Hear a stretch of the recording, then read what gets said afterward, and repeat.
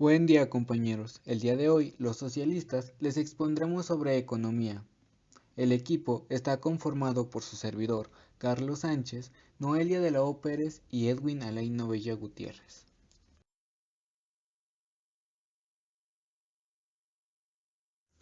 Para comenzar con esta presentación, les hablaré un poco sobre las raíces del término. La palabra economía procede del griego y su etimología quiere decir administración del hogar. Hacer economía o economizar implica ahorrar o cuidar nuestro dinero. En forma general, la palabra economía significa hacer buen uso de los recursos disponibles. Origen de los problemas económicos. La necesidad de hacer el mejor uso posible de los recursos se origina en el hecho de que estos son siempre limitados, lo cual nos pone en la situación de elegir, en ocasiones sacrificando la comodidad, la convivencia o algún capricho. La economía como ciencia de la eficiencia. Al economista le resulta indiferente qué combinación de trabajo y ocio satisface a cada individuo. Su trabajo consiste simplemente en indicar con precisión lo que cada uno debe de hacer para lograr su propósito en la forma más eficiente posible. La economía indica con precisión los medios para obtener determinados fines de la manera más eficiente posible. La economía procura cuantificar sus observaciones, es decir, asignar un valor numérico a cada uno de los datos con los que trabaja. El economista no daría consejo acerca de cómo vivir, pero dejaría muy claro lo que implican sus elecciones, diciéndoles que si desea obtener mayor bienestar material, habrá que sacrificar más tiempo de ocio y viceversa, para disfrutar mayor tiempo libre. Será preciso sacrificar cierta cuota de bienestar material. Los enfoques micro y macro en la economía. Hay dos grandes ramas de la teoría económica, que en realidad son enfoques complementarios que se integran entre sí, la microeconomía y la macroeconomía. La microeconomía se ocupa de las elecciones particulares de individuos, empresarios, trabajadores, etc. Para la microeconomía, la diferencia entre las elecciones particulares es lo más importante, pues desea saber, por ejemplo, cómo toman sus decisiones los productores y los consumidores, el producto nacional, las exportaciones, etc. En cambio, macroeconomía se concentra en los grandes agregados y los considera como si se tratara de un conjunto homogéneo, los consumidores, el producto nacional, las exportaciones, etc. La macroeconomía, en cambio, ignora la diversidad y la particularidad de los fenómenos económicos con el fin de identificar lo que en ellos hay de uniforme y general. Las fuentes de la riqueza. Sin duda, uno de los problemas mundiales es la pobreza. Es motivo de preocupación y existe un interés manifiesto por disminuirla, si es que eliminarla no es posible. De ahí se remonta uno de los principales problemas de la ciencia económica, el de las formas de procurar el aumento constante de la riqueza material. Todo por una simple razón: una sociedad rica tiene mayor posibilidad de ofrecer mejores condiciones de vida a sus habitantes, a comparación con una sociedad pobre. Para alcanzar un mayor bienestar es indispensable el crecimiento económico, pero luego es necesaria una buena distribución de la riqueza producida. El funcionamiento de la economía. Otra preocupación central de la ciencia económica es la comprensión de la manera en que operan y se articulan los hechos económicos en la vida real. ¿Cómo se organiza la producción? ¿Por qué hay desempleo? ¿Por qué se producen crisis económicas? ¿Cómo se distribuye la renta entre los individuos? ¿Cómo se determinan los precios? ¿Qué son los precios? Estas y otras preguntas han ocupado la atención de la ciencia económica, y en la búsqueda de respuestas se han formulado teorías de diverso alcance, así como técnicas cada vez más refinadas de análisis matemático. Desde su surgimiento como disciplina científica, la economía ha realizado grandes avances en el conocimiento de los fenómenos económicos. Sin embargo, estos son naturales, dinámicos y cambiantes, y la rápida transformación de las sociedades en los últimos siglos los ha hecho cada vez más complejos. Mercantilismo y fisiocracia. La primera escuela económica de este tipo de mercantilismo, que se impuso en algunos países europeos desde finales del siglo XVI. Sus principales representantes fueron James Baptiste Colbert, primer ministro del rey Luis XIV en Francia, y Thomas More, 1571 a 1641 en Inglaterra. Los mercantilistas consideraban que la principal forma de riqueza eran los metales preciosos y los países debían hacer todo lo posible para obtenerlos. Una forma de hacerlo era el comercio internacional, siempre y cuando el país que deseara enriquecerse vendiera más de lo que comprara, para así acumular un excedente de oro. Otra forma era el monopolio, por medio en el cual se podía imponer a las colonias la adquisición de los productos europeos a cambio del preciado oro. En el siglo XVIII se desarrolló en Francia una doctrina económica denominada fisiocracia, que literalmente quiere decir dominio de la naturaleza. Los fisiócratas afirmaban que en realidad la única fuente de riqueza se encuentra en la naturaleza, y en particular en el aprovechamiento de los recursos que brinda la agricultura. La escuela clásica, su principal representante, considerado padre de la economía, es Adam Smith, 1723 a 1790, quien escribió la obra fundadora de las disciplinas que se conoce con el nombre abreviado de Riquezas de las Naciones en 1776. Probablemente el problema fundamental de la escuela clásica fue comprender cómo era posible que surgiera una economía tan compleja, en la que las relaciones impersonales del mercado mediaban las necesidades humanas sin que se produjera un caos en general. De acuerdo con Adam Smith, nadie lo hace, o más bien todos, de manera inconsciente e involuntaria. La armonía del sistema económico se produce paradójicamente, gracias a que cada individuo persigue su propio interés egoísta.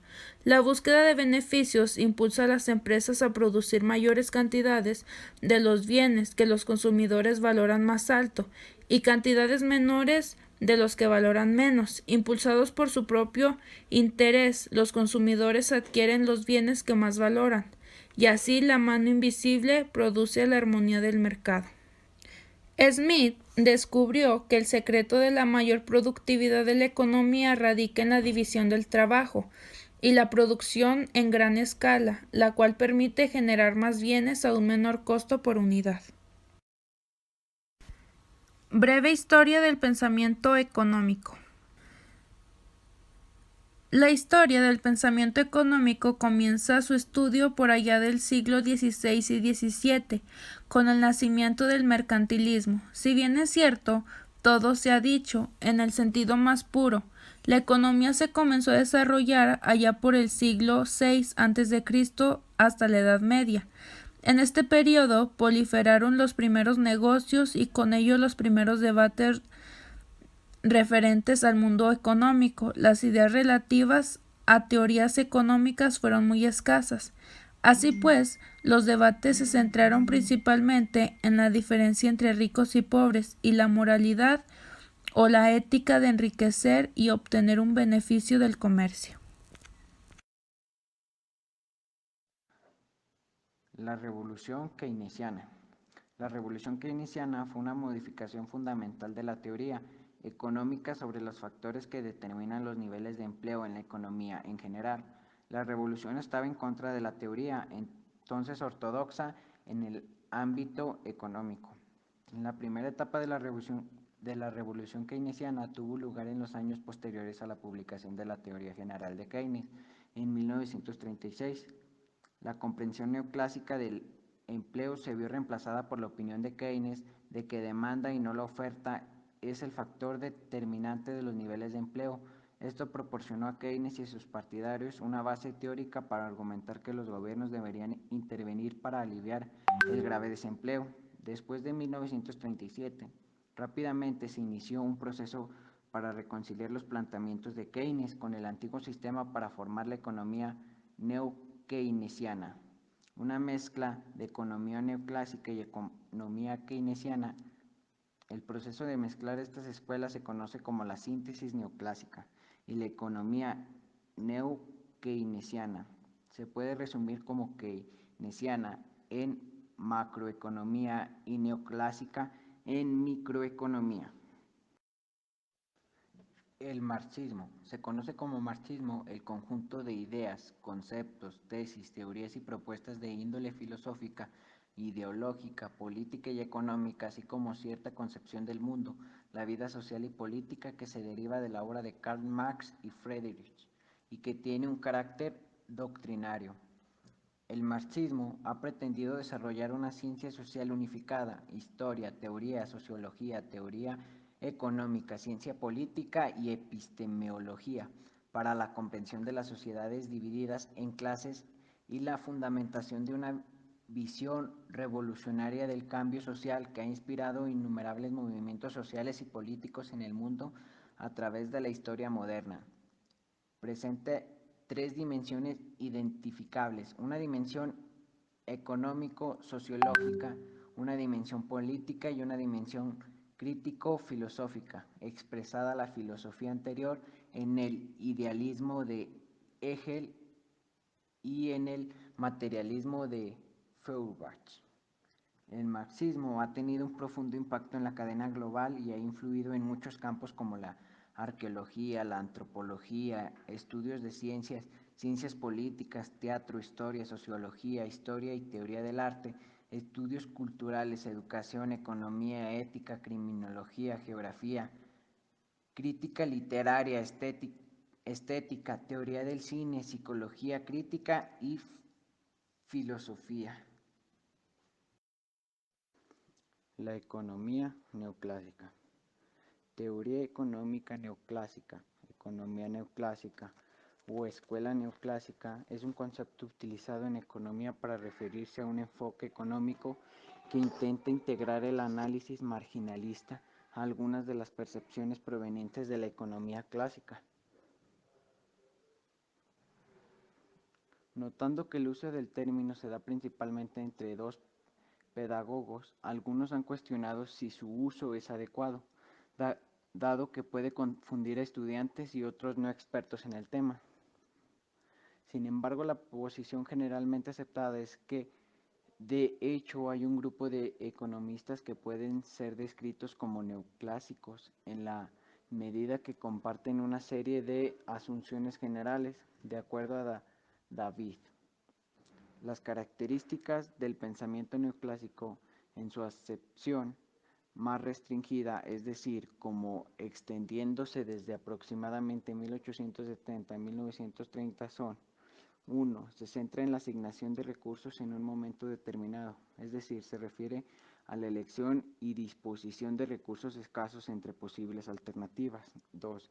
Acepta alguna variedad de utilitarismo como jugando un papel central para comprender la economía. 3. Se centra en alternativas marginales.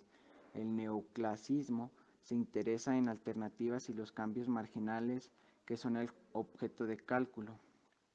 4. Asume una racionalidad de largo plazo. 5. Acepta el individualismo metodológico. 6. Está estructurada alrededor de un concepto de equilibrio general de la economía. Sin embargo, como se ha notado, algunos consideran que las escuelas se puede encontrar incluso en el presente. Desde ese punto de vista, Christian y Yanis sugieren que los neoclásicos, y solo los neoclásicos, compartan tres meta-axiomas. 1. Individualismo metodológico. Los fenómenos a ser estudiados lo son centrándose en los individuos. Sin embargo, hay que notar que estos no son los individuos del lenguaje común y corriente, sino individuos metodológicos o agentes económicos. 2. Instrumentalismo metodológico, por lo que entienden, todo comportamiento es guiado por preferencias, es decir, instrumental. Nótese que esto modifica sutilmente el problema de la racionalidad económica. Los neoclásicos no asumen que los individuos persiguen únicamente su interés propio, pero cualquiera que sea el motivo por el cual escogen perseguir algún objeto lo hacen racionalmente. Véase como economicus. 3. Equilibrio metodológico, lo que quiere decir que los neoclásicos asumen que el comportamiento agregado oscila alrededor de o tiende a un punto de equilibrio económico. Esto a diferencia de por lo menos algunos marginalistas, por ejemplo Karl Manger, por los cuales no hay razón alguna por lo cual el mercado debe estar en equilibrio. Los individuos buscan maximizar utilidad o beneficios, no equilibrio. Además hay problemas con la asunción de la información perfecta.